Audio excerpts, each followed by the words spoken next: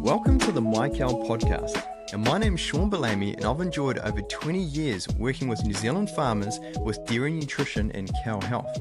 Now, a special thank you goes out to Advanced Nutrition as our primary supporter. The focus of this podcast is to be a vehicle for delivering relevant insights to dairy farmers and ag professionals, all to help drive cow efficiency and farm business profitability, because stronger businesses are more sustainable and help to build stronger communities. Welcome everyone to the My Cow podcast. Awesome to have you on again. Today we have Jeff and Sara and my main man Ben here, which is great. So we're doing this tech podcast today. We're going to cover off the SmaXtec bolus, how it works, what it's doing on farm. Do you want to tell us a bit about yourself, Jeff, so that I don't muck it up, because I guarantee I will. Yeah, no worries. Morning everyone. So I'm Jeff Hill. I'm country manager for SmaXtec here in New Zealand. I've been with SmaXtec for 2.5 years or just over since we launched direct to the market here in NZ. And I've got a background beforehand in the monitoring space as well. So for the last kind of 7 or so years in the space. But yeah, excited to be here. Thanks for the invite. Very cool. No, really, really cool to have you. Been looking forward to this interview. Now we have Sara over here as well, who's like the farmer slash tech genius. Is that a fair? Why don't you introduce yourself as well? That feels like a pretty big overstatement there. I'm just setting the bar really high. Setting the bar high.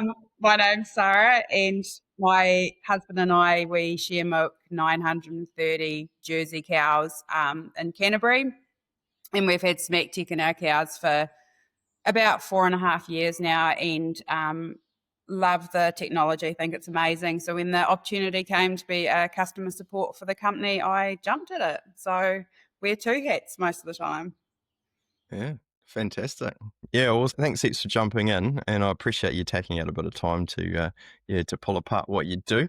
So first place I wanted to sort of dive in is, do you want to tell us, Jeff and Sara, do you want to give us a little bit of you can give us a slightly more detailed view, Jeff, if you want, and Sara, a more practical view, but what is SmaXtec as a company, and what's the technology? How does it work in a bit of a bird's eye view? Yeah, okay. So we're a very advanced health monitoring system. So we use bolus technology. So we've got this really smart bolus that sits in the cow's reticulum. So it's measuring all the data direct from that reticulum. So when that cow's in range of a base station, so it's constantly recording all this data. When it's in range, it's uploaded and it's available for a farmer on a phone app or on a desktop, so they can make decisions about health or repo or nutrition. The bolus sitting on the inside, we're able to measure some quite unique data. So rumination is one of them, but where our rumination is a little bit different is we're actually measuring the contractions of that rumen. So we're actually measuring the total rumen motility, internal temperature, which is a real game changer for health. So we're able to see these early increases for any kind of fever and infection, or decreases for metabolics, water intake, activity, and we've got the optional extra of pH as well, which is next level again. So yeah, some very cool data. Yeah, nice. Yeah, and I look forward to digging into that a bit more, because I've had a bit of experience on farm as a dairy nutritionist, which has been pretty fun. Sara, did you have anything from a practical point that you'd want to add to that? Being the farmer that actually uses the bolus? Jeff's covered it really well. I mean, I guess the thing is, obviously the temperature is an absolute game changer. So for us, it's meant that we don't strip the herd anymore. We just rely on the alerts to pick up mastitis, reduces antibiotic use, and just, means that you can achieve a nice cell count without having to do any extra work. I couldn't farm without it now. Ben, did you have anything you want to jump in? Yeah. Well, first of all, quick question to clarify a few things. How frequently is the SmaXtec bolus kind of checking in with the system? Like, how frequently are you getting data to the farmer? Yeah, so it does depend a wee bit on each farm. So we customise the farm coverage depending on what that farmer wants. You don't have to have full farm coverage. Some of our farmers will just be making sure they cover the dairy shed and the main tracks. So every time cows are at the shed, it's always up to date.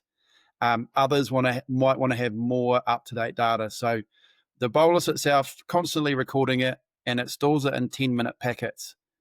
So when that bolus has a minimum of 1 hour worth of data, it'll put its hand up and say, if there's a base station, I've got data to transmit.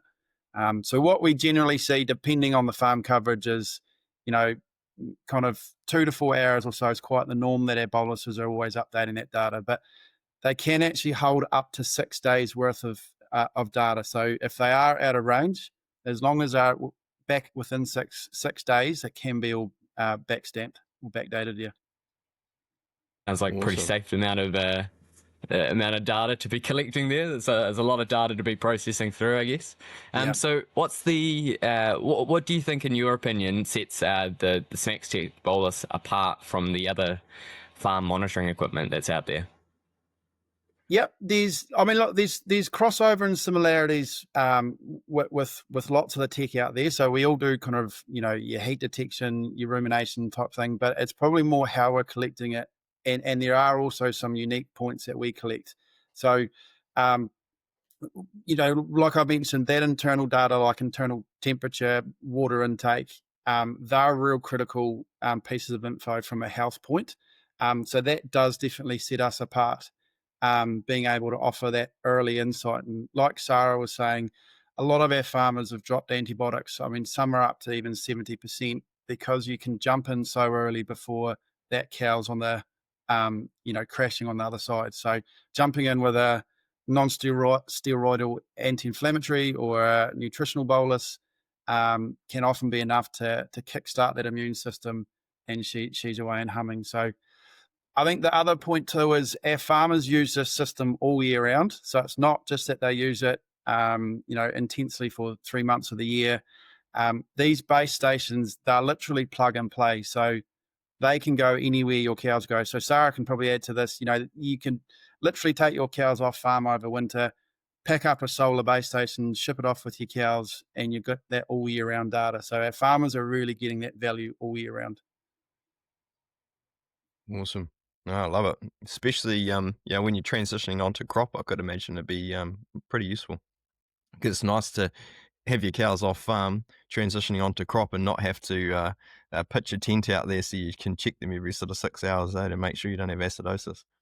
Well, like on that too, it's a huge game changer when it comes to using teat seal only in cows, because obviously like the risk of infection is a little bit higher, and it goes bad pretty quickly. But with the SmaXtec, because you're getting that temperature, you're packing them up so much earlier before she's actually sick.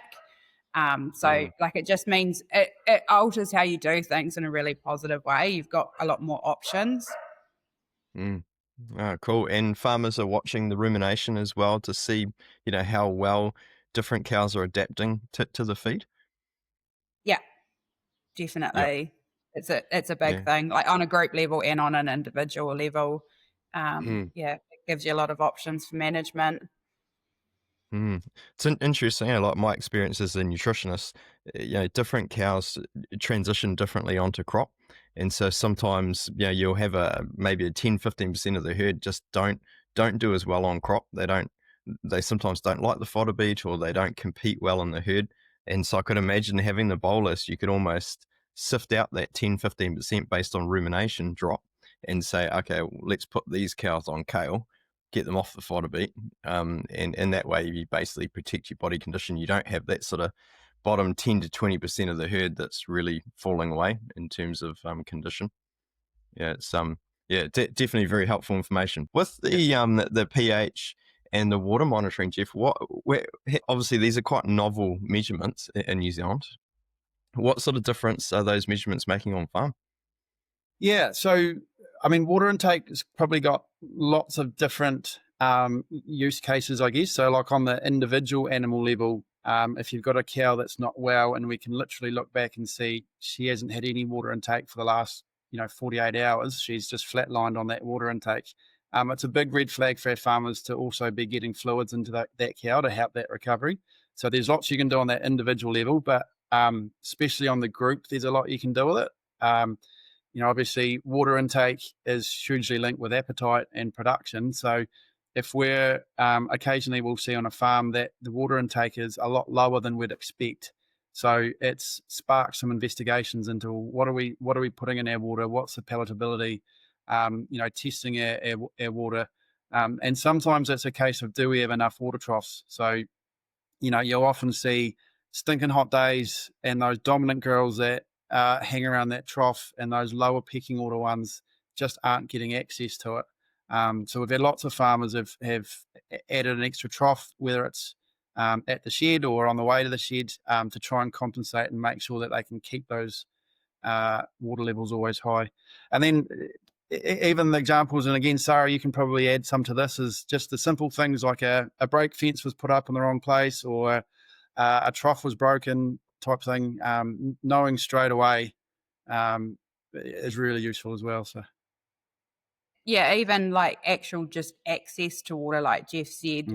So we had a farm and there was a cow that kept on throwing water alerts, and it turned out she was actually too short and the trough was too eroded for her to actually physically reach into the trough to drink, which obviously, like, it's a welfare thing, but it's a big production thing, and like an easy fix. But without the SmaXtec, it would have gone, unnoticed. Mm. So I think. Sorry, you go, Jeff.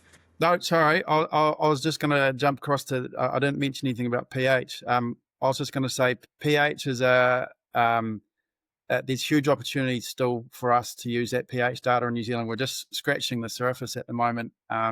Historically, the pH boluses have been a lot all around the world for research, but we are seeing them used more and more on commercial farms. And we've got some of our New Zealand farmers starting to do it. But I think there's huge potential looking at how we are transitioning, digging a bit deeper. Rumination can sometimes look pretty good, pretty stable, but we can see under the surface that pH is actually fluctuating and dipping in and out of that danger zone. So, yeah, there's huge potential still with the pH. Absolutely. Yeah. Ben, do you want to jump in there? And I've got a couple of things I want to tease out of that. Oh, well, I was going to ask, what are the key differences that you're seeing between farmers that are getting the most use out of the bolus and the most value out of that, and the people who might have just seen it as a small value add, or just an extra set of eyes, I guess? Can I answer that? That's a really good question. You go, Sarah. I was going to say, like, the difference that we see as a customer support would be the guys that really embrace the technology and they use what it's telling them to make positive changes for their cows. You can have it in and you can get a good result, but if you really use the data and you really look at it a lot, you get amazing results. It's a fantastic system, but if you don't act on the alerts it's giving you, you're not going to up your game that much. So all of our farms are really, they're the top end, like, invested guys. So it does work really well. But yeah, like, if you don't put the time in, obviously you're not going to get the same sort of results. Yeah, and just adding to that, like, I fully agree with what Sarah's saying. And we've got a really, really good group of customers in New Zealand. So we are typically attracting those farmers that really want to go to that next level. They might already be quite top performing top operators, and they want to see, how do I get that extra step? So it really is about using it all year round and looking for all those opportunities. So we've got a really big focus as well in our company on that customer support. So all year round, our CS teams there making sure and helping those farmers get that value all year round. It's something that's really, really important to us as a company. So can you please tell us a bit about the practical side of it? First we'll talk about the pH, because that's a little bit different to just throwing a bolus in and then sort of set and forget. And then I want to talk a little bit about the practical side of giving a bolus versus putting a collar on or chucking an ear tag in. Obviously, it's a little bit of a different process. But do you want to tell us a bit about how farmers might practically use the pH? Everything else we've talked about is what we call our classic bolus, is always recording. The pH bolus just has an extra sensor on the end of it. So it is a classic with an extra sensor. That pH sensor holds the calibration for 150 days. So we've got the window there that we're gathering this pH data. After that 150 days, it carries on as a normal classic. So it's warranted for that cow's lifetime, so it will carry on as a classic beyond that point. So typically what we'd be seeing is you don't have to put them in every cow. It's just putting a handful in to get us a bit of a snapshot or a cross section. So we typically, it would be a bundle of 10 pH boluses across a herd to get that snapshot.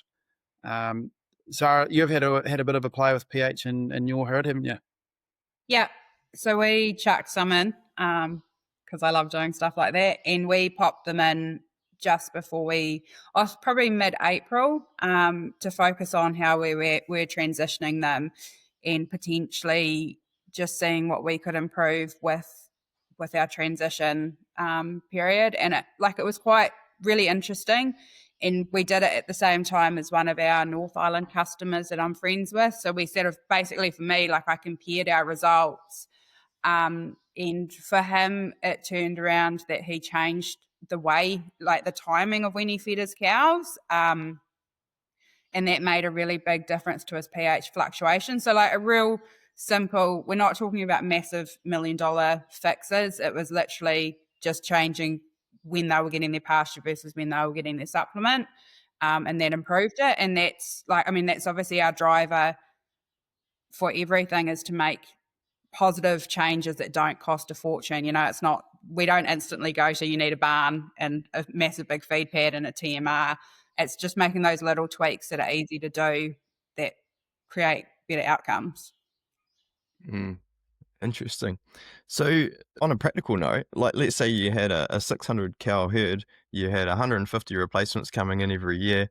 Would your advice be to farmers to put in, I don't know, let's say 10 replacements, so 10 R2s coming in, put a pH bolus in them maybe, and then, do you have many cows that need a second bolus or many mixed age cows coming in that you might put sort of 4 or 5 pH boluses in? Yeah, so it does depend a little bit how long they've had the system in and what stage their boluses are at. So you obviously don't want to be putting a new pH bolus in a cow that's only 2 years into her first classic bolus. So the classic or the boluses have a expected battery life of up to 5 years, but they are warranted for the lifetime of that cow. So as soon as that bolus is near its end of life, we notify you guys and she'll get a second bolus. So she can have 2, even 3 boluses. It has no impact on her normal function. So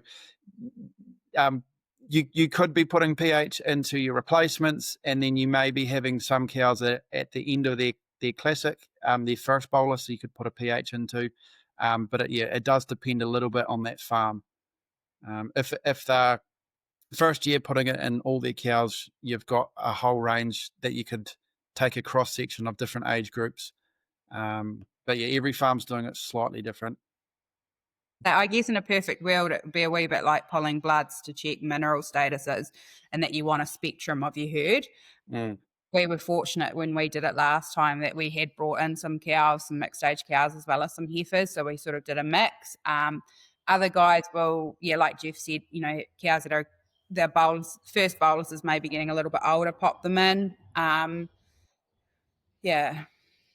the end of the day, if you're putting a bolus in your young cows and your older cows, they probably are your canary in the coal mine. They are your most sensitive to metabolic issues, to upsets in the diet or whatever.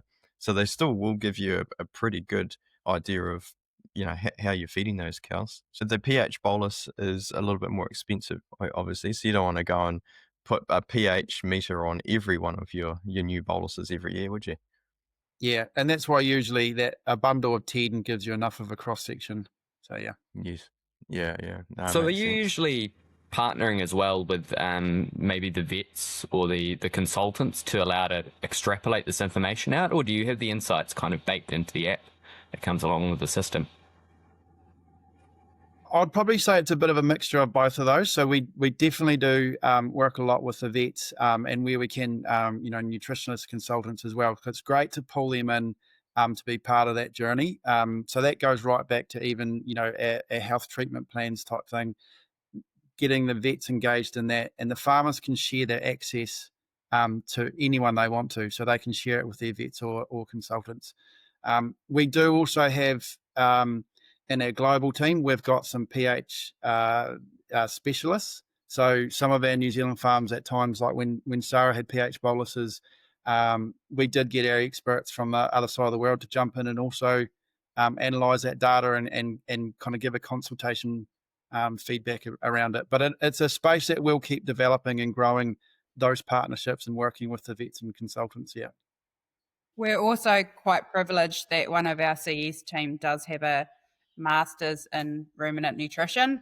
That's right. Well, so while she's not fully experienced with pH boluses per se, she's a pretty good, source of knowledge.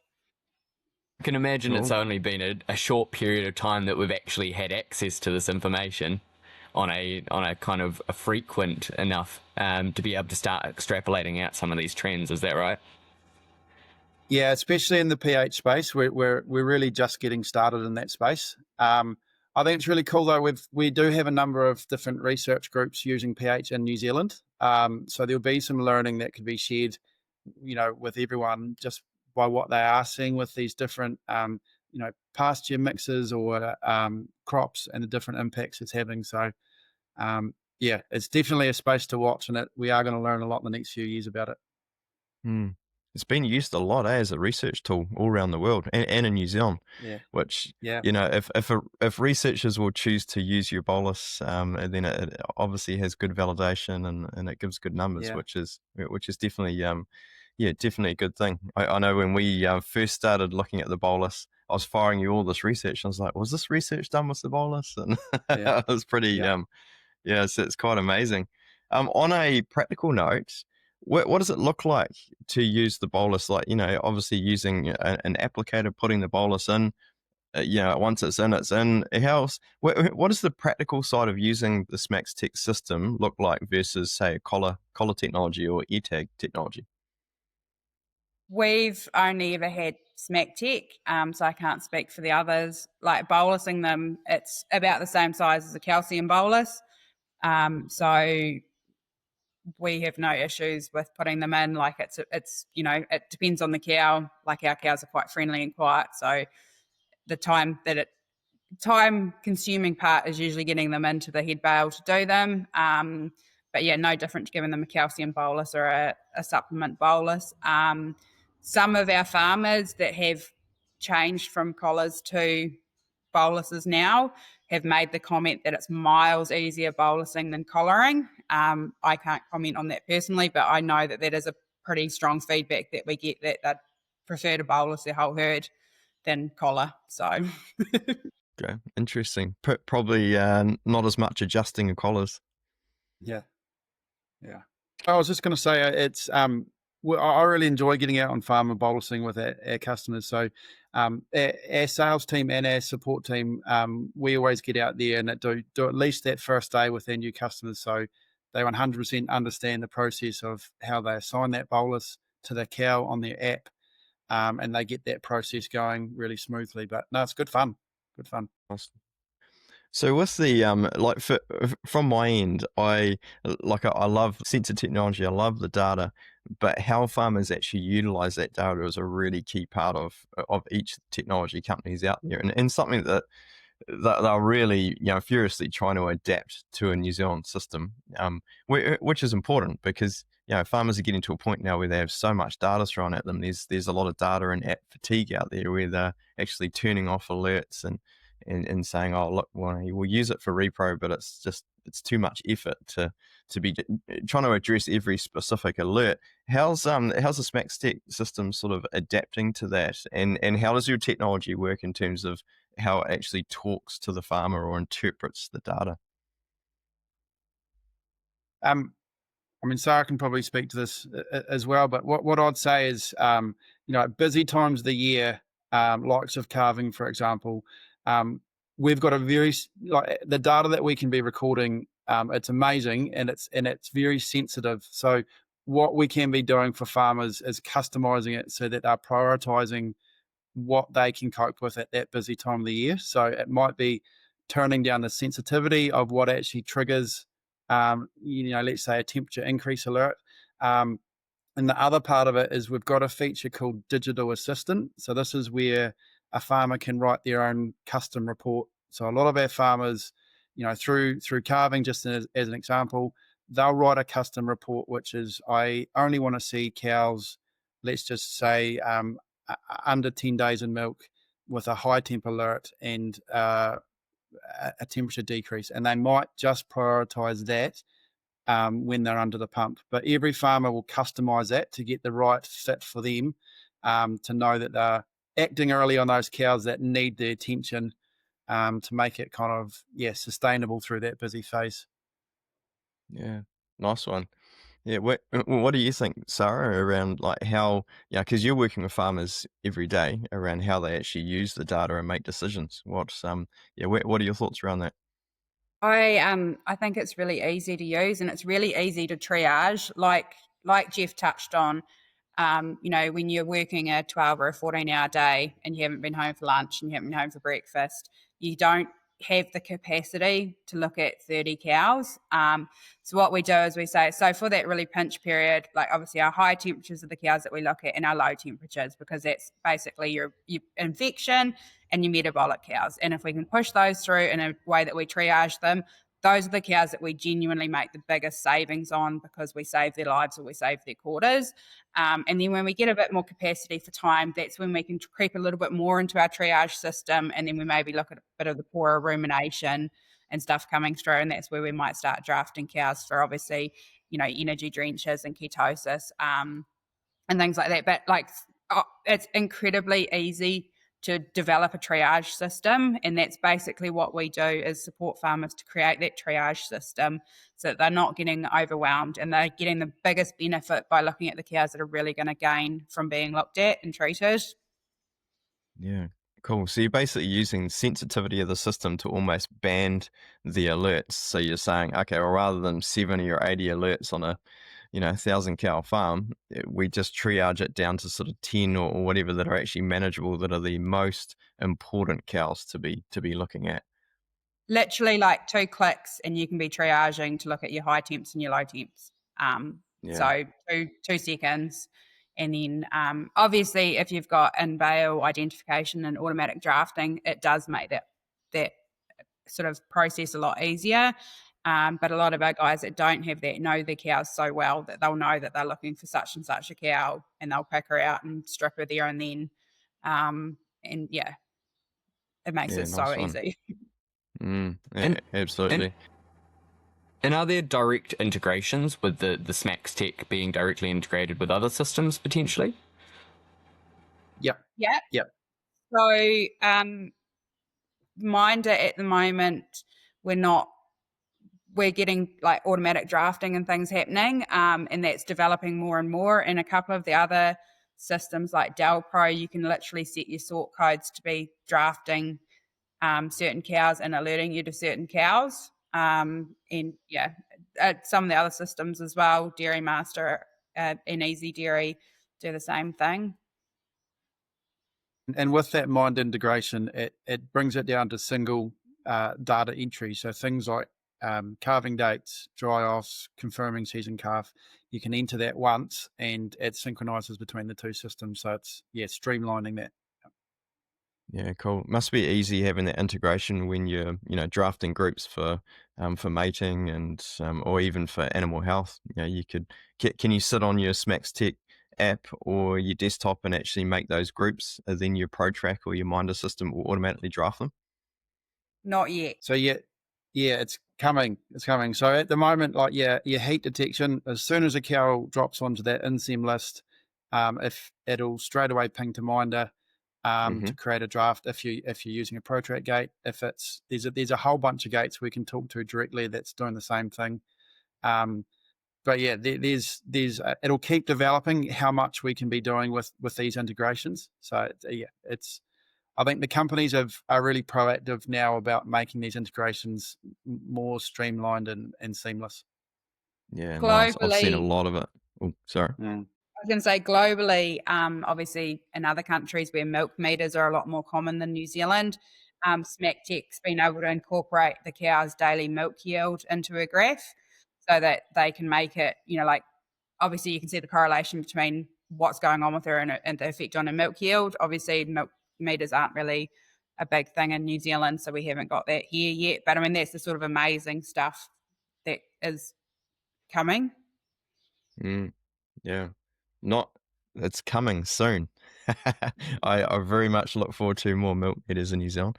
It's great technology. So that sort of leads me on to the future. Where do you see SmaXtec going in terms of its future development for New Zealand farmers? Yeah, I think it's really exciting. We've got an amazing development team in our head office that's constantly, it's almost every quarter we've got a new feature update or a new release. So it is constantly growing and developing, and it's always exciting hearing, I guess, what's next in the pipeline. I think what we'll see is our AI side of our system growing. So at the moment, AI is used with a few different features. One in particular is called True Advice. So it's using AI to give you a probability for different health issues. So at the moment, it's doing mastitis, milk fever, and ketosis. So it can literally jump up and say 90% likely this is mastitis. Now that's going to keep growing and getting stronger and stronger, and we'll be adding more and more different health issues to that feature. But also, I think the technology, there's still a lot that we can do with this from measuring within. So yeah, it's going to be exciting to see what more comes. Awesome. That sounds really cool. I have used a little bit of touched on those features, and it's really great if you can scroll down your list and be like, oh, I'm getting a lot of ketosis alerts, or I'm getting a lot of mastitis alerts, whatever else, because I think individual cow resolution is great, but also seeing the trends. If you're seeing trends in somatic cells, and then you can relate that back to what you're seeing in the in your SmaXtec data. It's pretty interesting, pretty useful. What advice would you give that farmer if they're looking at technology, a little bit unsure about it, but they really want to make the right decision, get the right tech for what they want to do on their farm? What would be the key piece of advice, key questions that you think they should sort of ask or consider? Yeah, good question. I think the big thing is understanding, I guess, what they want to achieve with a system. It's one of the first things I always ask if I meet with a farmer is what they're actually wanting to get out of it. So what their goals are to use the data. There's lots of different options out there, and they all offer value in slightly different ways. So it's finding what that right fit for your farm is to really get the value out of the system. I think, like you said, talk to farmers using the systems. I think the best kind of feedback is hearing from the customers. We're kind of constantly encouraging new farms that sit at the table with us to giving them our customers that are happy to have a yarn to them and hearing it from them.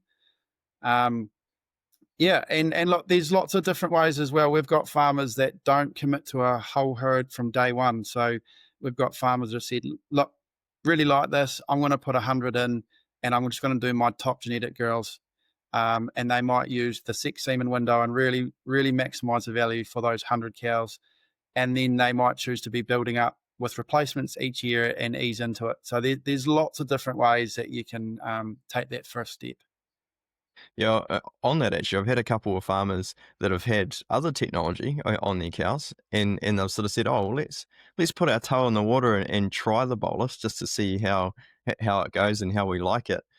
What do you guys do in that situation? Do you have some sort of package or something you pull together to help them take that step? Yeah. So yeah, more or less it is. We do have that option. So like you said, we've had farmers that are near the end of a contract with their existing systems, and they might put 100 boluses in, and they just choose a period that they're going to run that trial for. So they'll prepay the subscription for, let's say, 6 months, and they can run the two alongside each other. So they haven't fully committed to a whole system. They dip their toe in. Obviously, we can't get that bolus back, so they purchase that bolus, but it's a small investment for them to really get the confidence that, yep, this is the right next move for us. And yeah, we've had really, really good feedback from farmers doing it, because it it lets them make that comparison and see what the differences are for them and make sure it's the right fit.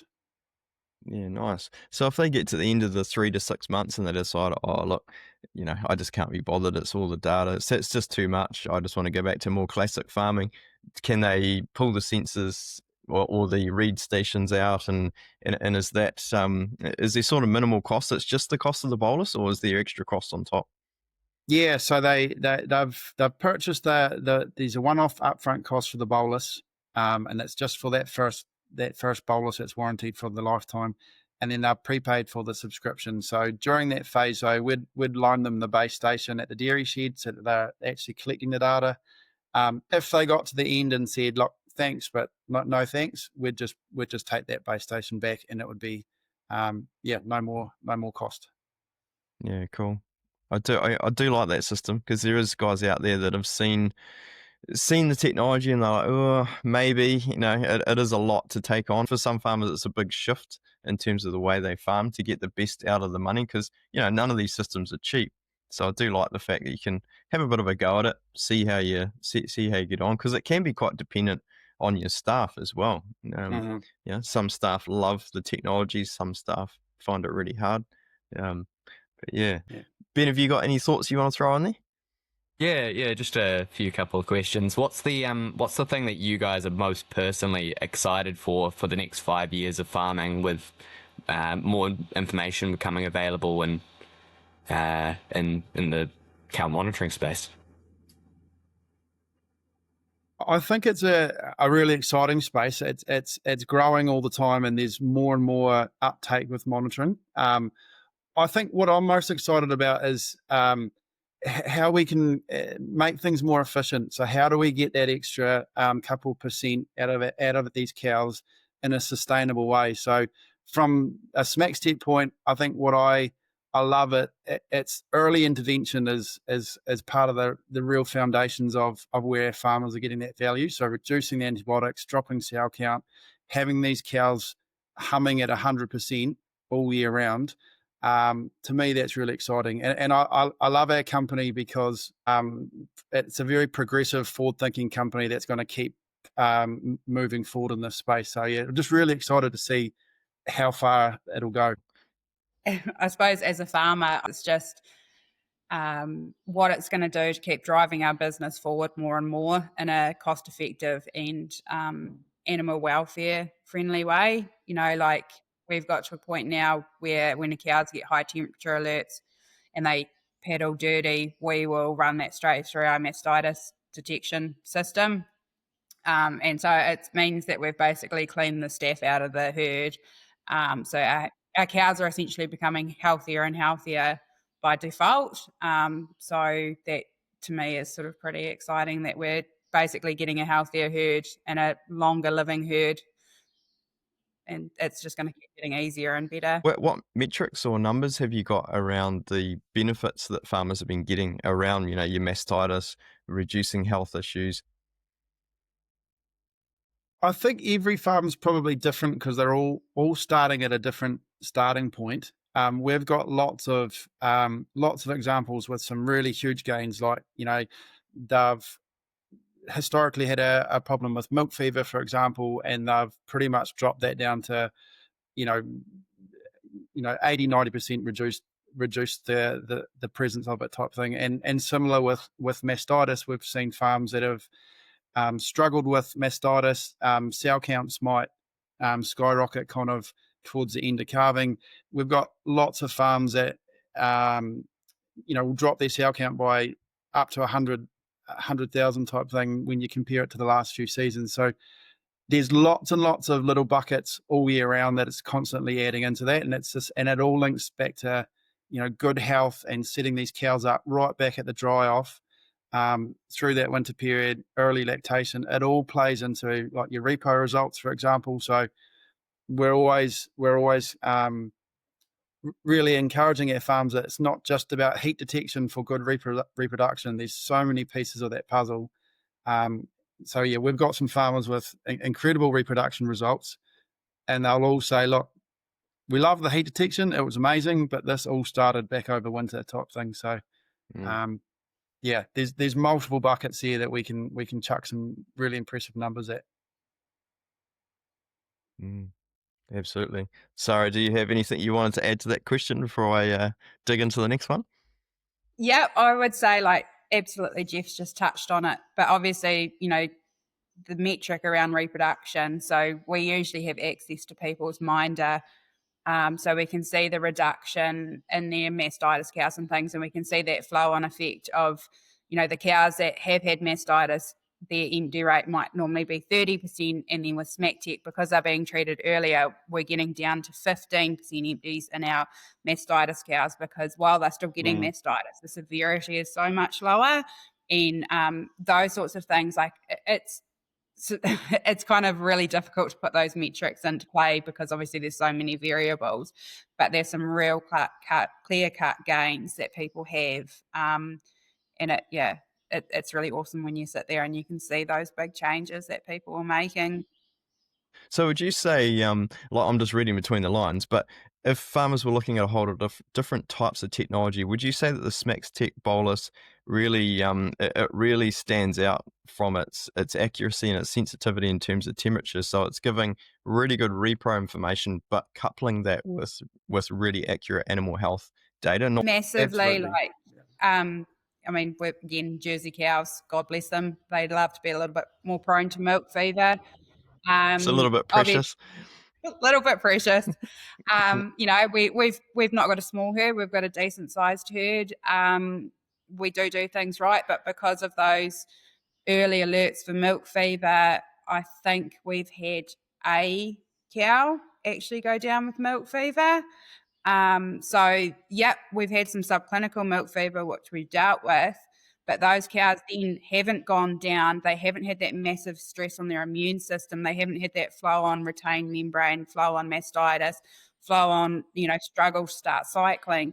So all those things make a massive, massive difference, not to mention the fact that I don't have to go out and try and bag them and get my nose broken and stuff. But, those things, and that just improves the cow welfare so much that it has a natural flow on into repo really well. No, awesome. I love it.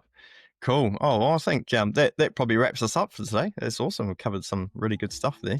I'm personally I'm really excited about the accuracy of the data and how we continue to use it, because it is still quite a new system in New Zealand, and I've got some quite large clients using it, and there's a lot of information there, and it's hard to process all that information and use it.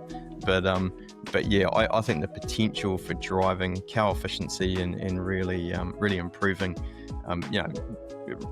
sharp decision making on farm, I think there's great potential there. So yeah, I really appreciate it. And so if someone wants to get in touch with you, Jeff, or Sarah, and dig into it a little bit more, have a sit down meeting where you can talk about what you offer, how do they do that? Yeah, absolutely. So we've got our SmaXtec New Zealand Facebook page that you can reach out. It's got our phone numbers on there, or if they just search SmaXtec New Zealand, it'll take you to our website where you've got all the contact details. Awesome. Well, thanks again, guys. Really appreciate your time. Nice to catch up, and we'll look forward to another conversation in the future. Sounds good. Thanks for having us. All good. Guys. Cheers, guys.